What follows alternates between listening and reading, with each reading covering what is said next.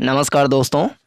आज हम डिस्कस करेंगे one district one focus product के बारे में। इसके पहले आपने one district one product ODOP के बारे में ज़रूर सुना होगा। ये ODOP यानी one district one product, Hindi में बोलें तो एक जिला एक उत्पाद। इस योजना के बारे में आपने सुना होगा कि उत्तर प्रदेश सरकार की एक बहुत ही महत्वाकांक्षी योजना थी ये, और अभी भी चल ही रही है उत्तर प्रदेश में। लेकिन ये जो one district one focus product है, इसको केंद्र सरकार की कृषि मंत्रालय ने प्रस्तुत किया था पिछले साल, यानी कि 2019-20 में। इसमें क्या बातें हैं इसको हमें थोड़ा सा समझना पड़ेगा, और मेंस के IAS के आंसर राइटिंग में हम इस प्रकार की योजनाओं का थोड़ा सा अगर हम संदर्भ बिंदु प्रस्तुत करें तो शायद उत्तर में थोड़ी सी और जान आ सकती है। अगर हम देखें, इसमें थोड़ी सी ब्रांडिंग करने की बात आती है कि हमें भारत में बहुत सारे ऐसे उत्पाद हो सकते हैं जिनकी हम ब्रांडिंग करें तो उसका मार्केट वैल्यू बढ़ जाएगा और भारत के मार्केट का विस्तार अंतर्राष्ट्रीय स्तर पर अधिक मात्रा में हो सकेगा। इसी में कुछ दिन पहले एक लेख पढ़ने का अवसर मिला था। शायद अगर मैं नाम सही से याद कर पा रहा हूँ तो श्री चेतन भगत जी का वो लेख था।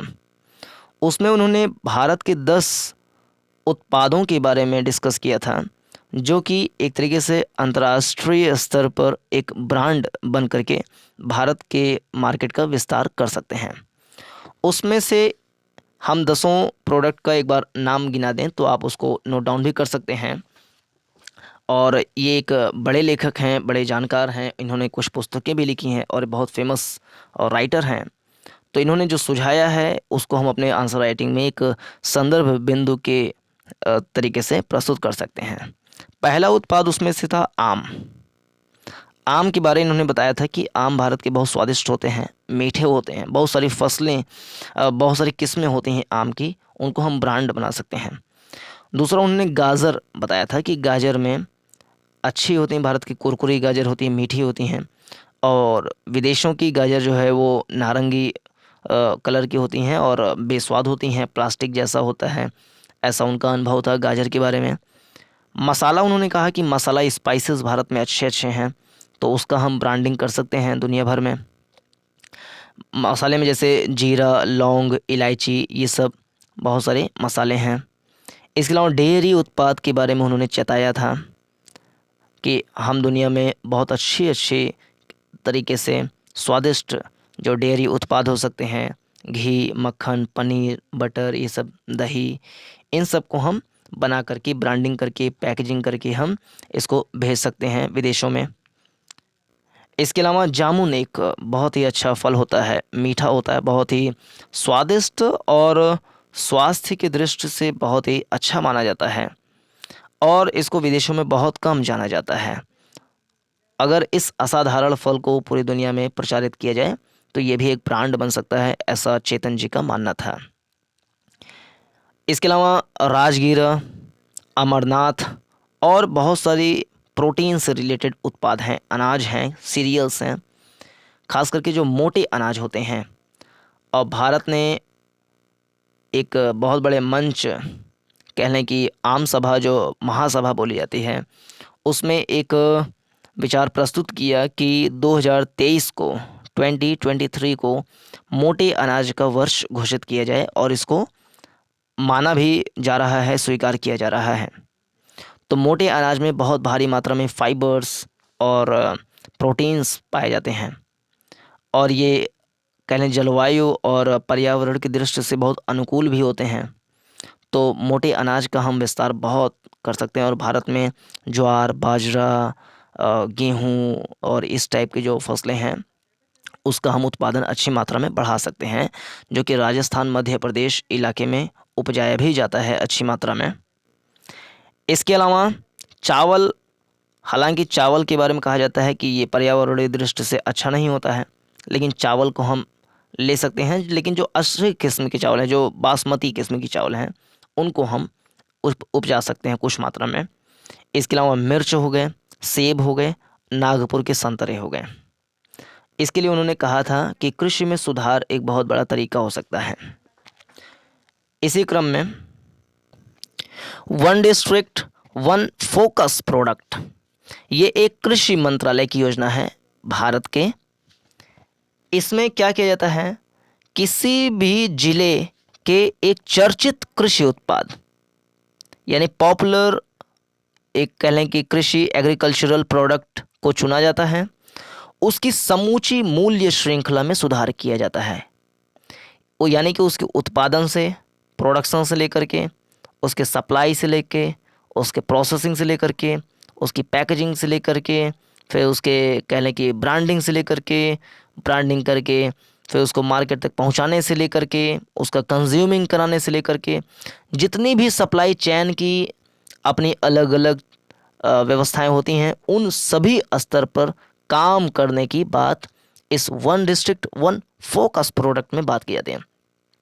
फोकस से ही समझ में आता है, जैसे अगर हम उत्तर प्रदेश के प्रतापगढ़ ज़िले में ये जान रहे हैं कि एक प्रोडक्ट है जो कि बहुत ही ज़्यादा फेमस है, विटामिन सी अच्छी मात्रा में उसमें पाई जाती है, आंवला को लें तो उससे मुरब्बा बनाए जा सकते हैं और भी बहुत सारे उत्पाद हो सकते हैं।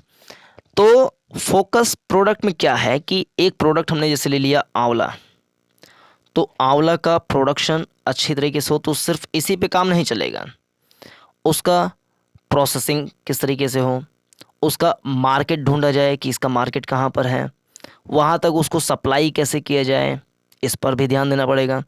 उसकी कंज्यूमिंग करने के लिए पहले से ही कह लें कि कंज्यूमर, कस्टमर या मार्केट को ढूंढ लिया जाए। तो इन सभी स्तर पे अगर काम किया जा रहा है, फोकस तरीके से काम ये किया जा रहा है, तो आंवला जैसे उत्पाद को हम बहुत ज़्यादा आगे बढ़ा सकते हैं। तो ये एक बहुत ही अच्छी योजना है। उस विशिष्ट उत्पाद के उत्पादन से खपत तक यह काम किया जाता है one district one focus product में। प्रसंस्करण के जरिए, प्रसंस्करण मतलब होता है प्रोसेसिंग, यानी कि किसी भी उत्पाद को प्रोसेस करके उसका मूल्यवर्धन कर दिया जाना, जिससे वो काफ़ी लंबे समय तक चले, ख़राब ना हो, और पैकेजिंग करके हम उसको रख भी सकें और सप्लाई करने में आसानी भी हो, तो ये प्रसंस्कृत कर दिया जाता है। जैसे आम है, आम को रखेंगे तो एक समय के बाद वो ख़राब हो जाएगा, लेकिन उसका अचार बना देंगे, प्रोसेस हो गया ये, तो अचार हम काफ़ी समय तक रख सकते हैं। तो इसी को बोलते हैं प्रोसेस्ड प्रोडक्ट। तो प्रसंस्करण के जरिए न केवल चिन्हित उत्पादों का मूल्य सुधारा जाएगा, बल्कि योजना के तहत भंडारण यानी स्टोरेज, लॉजिस्टिक्स और अधोसंरचना यानी कि जो बेसिक इंफ्रास्ट्रक्चर होते हैं उसको बेहतर बनाया जाएगा। इस दौरान ब्रांड तैयार करने और निर्यात यानी एक्सपोर्ट पर भी ध्यान केंद्रित किया जाएगा। एक्सपोर्ट करने से भारत में विदेशी मुद्रा आएगी, जिससे भारत के रुपए का विस्तार और मजबूतीकरण हो सकेगा। केंद्र सरकार इस योजना के अधीन वित्त वर्ष 2020-2022 तक 600 करोड़ डॉलर मूल्य की वस्तुओं का निर्यात करने का लक्ष्य किया है। तो ये हम डाटा को थोड़ा सा लर्न कर सकते हैं ताकि उसको अपने आंसर राइटिंग में यूज़ कर सकें। सरकार ने ये भी कहा है कि 2022 तक हम किसानों की आय दोगुनी कर देंगे, मल्टीप्लाई 2 कर देंगे। इसके लिए उन्होंने प्रधानमंत्री किसान सम्मान निधि योजना, जिसको शॉर्ट में पीएम किसान भी बोलते हैं, इसकी योजना भी लाई थी कि हर जो बेनिफिशियरीज़ हैं, किसान हैं, उनके खाते में हर तीसरे महीने 2000 रुपये भेज दिया जाएगा, और साल भर में कह लें कि 6000 रुपये का उसमें प्रावधान था, चौथे महीने 2000 रुपये भेज दिया जाएगा। इस हिसाब से देखा जाए तो और भी ऐसे बहुत सारे चीज़ हैं, जैसे मत्स्य में उत्पादन बढ़ाना, इस तरीके से बहुत सारे काम किए जा रहे हैं। तो उसी में एक है one district one focus product, जिसमें लक्ष्य रखा गया है कि 2022 तक 600 करोड़ डॉलर मूल्य की वस्तुओं का निर्यात करने का इसमें लक्ष्य रखा गया है। तो इस प्रकार के डाटा का प्रयोग हम आंसर राइटिंग में कर सकते हैं। तो इसमें क्या अच्छाइयाँ हैं, क्या बुराइयाँ हैं और क्या सुधार किए जा सकते हैं आपके विचार में, और कौन सी मेजर्स हो सकते हैं जिससे किसानों की आय दोगुनी की जा सके, उसको आप बता सकते हैं।